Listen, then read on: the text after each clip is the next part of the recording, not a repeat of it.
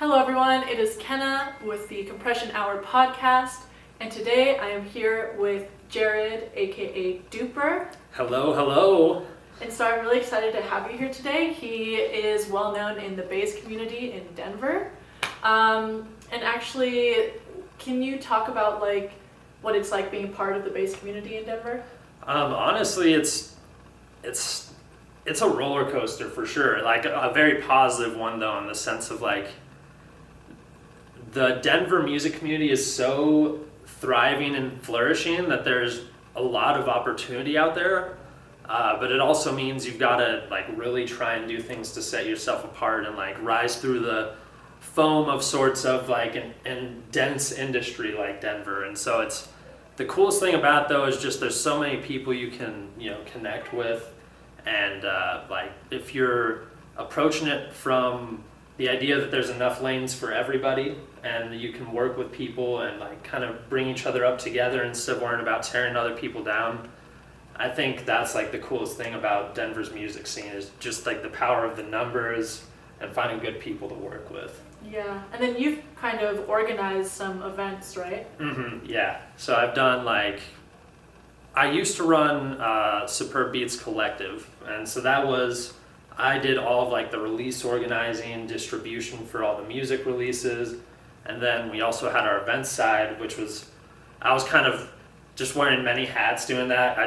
When I was 18, I was I kind of feel like there are a lot of artists that are making even cooler music than I am that are getting even less opportunities than I was. Because my first show, I was 17 and I was going into my senior year of high school, and I got booked to open for Ghastly in Colorado Springs. What? And so I got to open for Ghastly. That was still when he was coming up and whatnot, but surreal experience. And so I was very fortunate to get that opportunity and build my resume and be able to go to Denver and be see, I've opened for blah blah, and venues are more receptive at that point.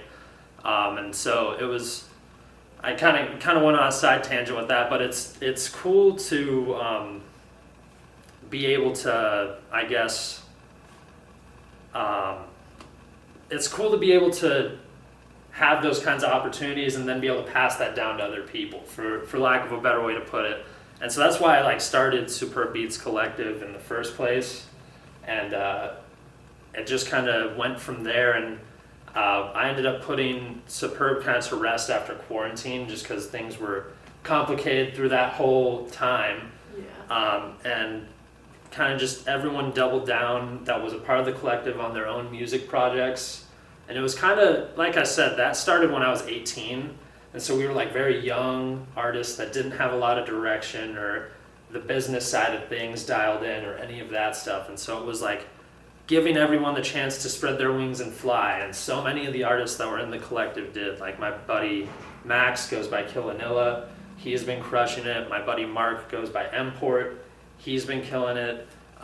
It's just really cool to see guys like that take the next step, go to the next level, and I just hope at any level I could play a part in their journey. So so with that, I've been curating events for probably 4 or 5 years in Denver.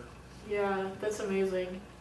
Oh, that's so cool. And you said you started when you were did you start when you were 17, or that's just when you... That was my first big opportunity. I started producing music at 16.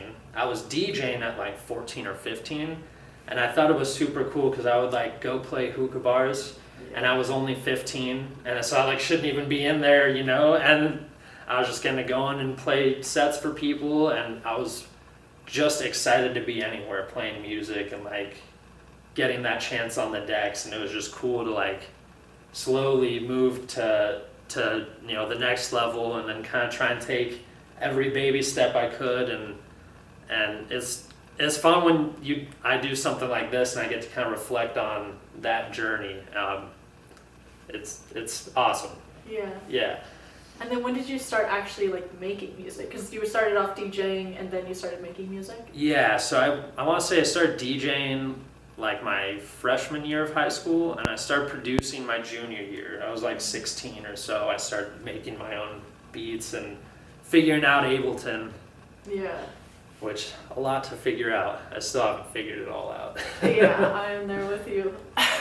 So like, what kind of music have you had the most fun making, or do you make now?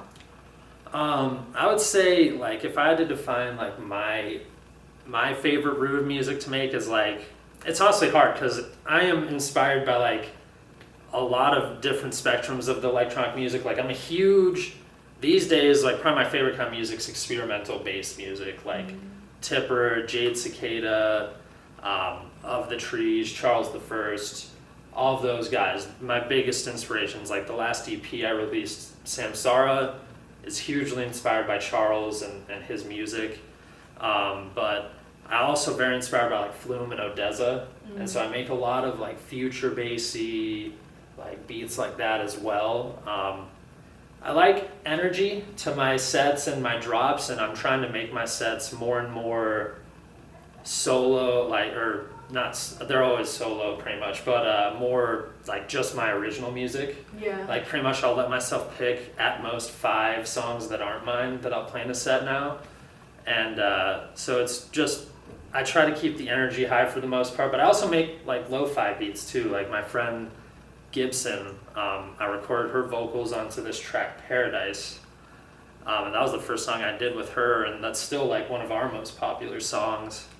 And yeah, I'd say like my biggest focus is the bass music, but I make a pretty wide range of beats. Yeah. And what do you find like that one that you like the most, and then 2 that people like the most? Like what are people most responsive to? Is it the lo-fi, or does it really just depend where you're at in the Yeah, I guess at that point it's environment big time. Like if I'm sitting there just like smoking a joint with a friend or something and hanging out, I feel like the lo-fi beats are like just set a very proper vibe.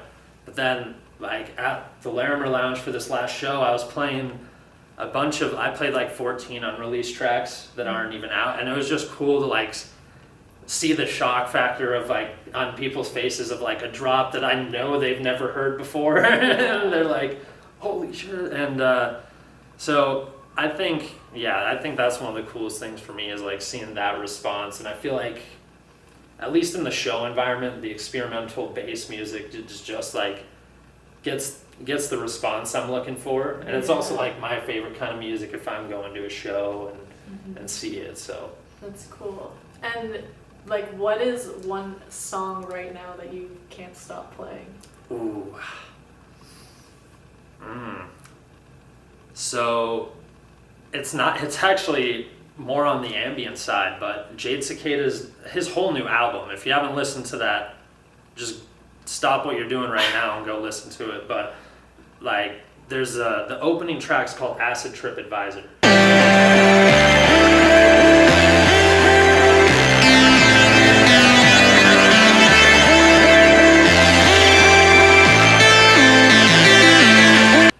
And it's like just a really cool, there's no drums, just like this ambient intro track, but it just pulls you in and like takes you for this journey through sound for like 3 minutes. And I just think that's the coolest thing.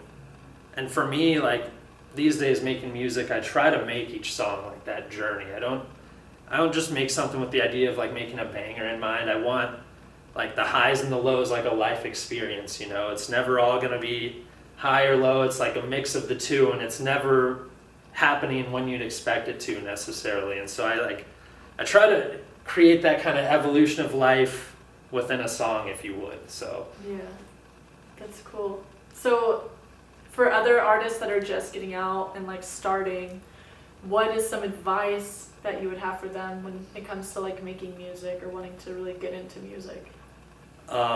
One of the biggest things is just like consistency is everything.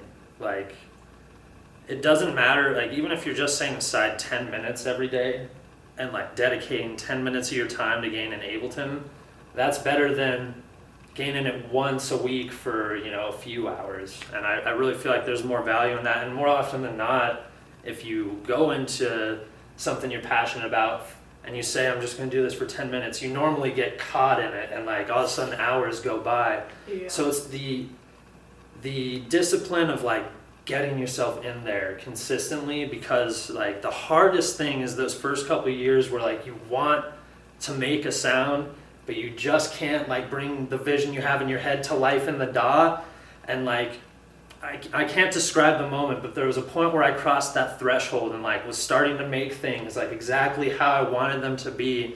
And like music production was fun before that, but once you get there, it's like a whole nother ball game, you know. And like I don't know, I get all excited just talking about it, but like it elevates you to like a higher plane of existence. I don't know, and it's just really cool if you stick with it long enough to see those results. And like nothing feels better than hard work paying off, you know. And so I think just like those consistent actions in the DAW, and then if you're trying to get booked for shows or stuff like that, it's networking, like we were talking about, you know, getting out there and meeting people, going to your local venue that books your favorite artists, and trying to, you know, even just something as small as giving a high five to the techs at the sound booth, the lighting guys, and like getting their names, talking with them, eventually finding out who owns the venue or who's the talent buyer. And like those are your clear paths to like being noticed versus it's going back to like breaking through the phone. There's hundreds of people sending these talent buyers, you know, Facebook and Instagram messages that they have no interest in reading, and like they don't know anyone, you know, reading their messages necessarily. Not that I think it's okay for anyone to, you know, ghost people or whatever, but like they don't necessarily owe you that. So it's about like taking that initiative, showing up, being present, and that goes both in the DAW and just the venues you want to be in, you know. So so really like figuring out how to break into the community. And more importantly, I think being a part of the community, not just asking like how can I pull opportunities from this, but how can I create opportunities for others? How can I become a part of this? Not just, you know, come in and take, but really give something to it as well. So I like that. I feel like Denver is nice because there is kind of that community here already. Like on Facebook we have, you're probably not a part of it, you know, no offense because you're a man, but we have the Denver Bass Babes community. Oh, nice. On Okay. Facebook. Yeah. And so like there's like a place for, you know, women that are in the community to kind of go and like talk, and I'm sure they set up events. But it's nice. I do think Denver is very kind of close knit with that. But yeah, so I haven't listened to any of your music, and I would love to listen to some. Can you show me some? For sure. Do you want to hear it right now? Yeah. Okay. Whip it out.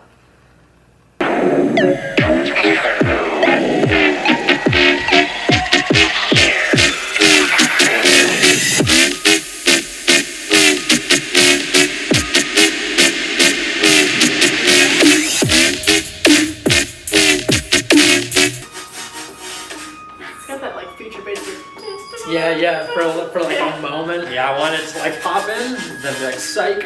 Well,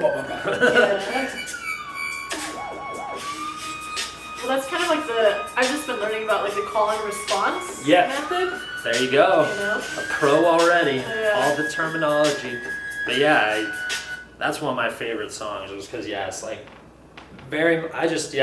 when I finished making that song, I was like shocked that I had just made it, because I was like, well, this is like my best work. And like just listening to like the first drop all the way through, I make all the sound design for my songs from scratch.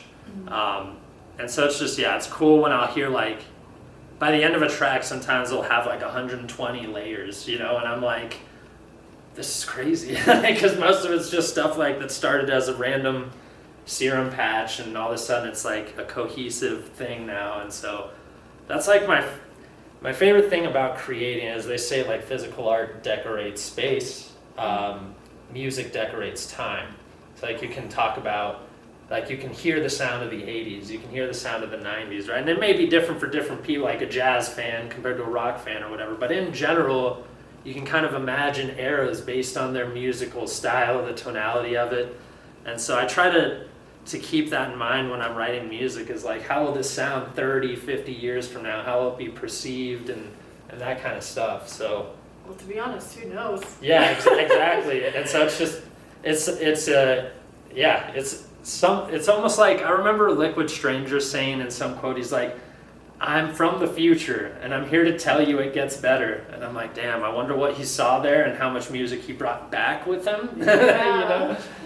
Because, yeah, sometimes it's like some of this new wave sound, I mean, obviously, 2023 is the future compared to past bands and whatnot, but I'm like, this stuff sounds like it's from a different planet, you know? Like, when you get into sound design and all the anomalies of music, and then yeah, there's just such a deep void to fall through with the song too, like when it's done, like you're saying, like the ear candy, all the nuances, because a lot of times for me, sometimes I'll like build the whole song out and I'm adding those details as I go, but a lot of times I'm trying to like get the foundational idea out, like how can I build this horizontally, finish the 3, 4, 5 minute song, and then flush it out vertically with all the different, elements and whatnot. So Yeah. I feel like that's a good way to do it. Oh, well, thank you so much for showing your music and sharing your time and your experience. And I really appreciated, this talk today. absolutely, yeah, I'm glad I could be a part of it. Yeah. Thank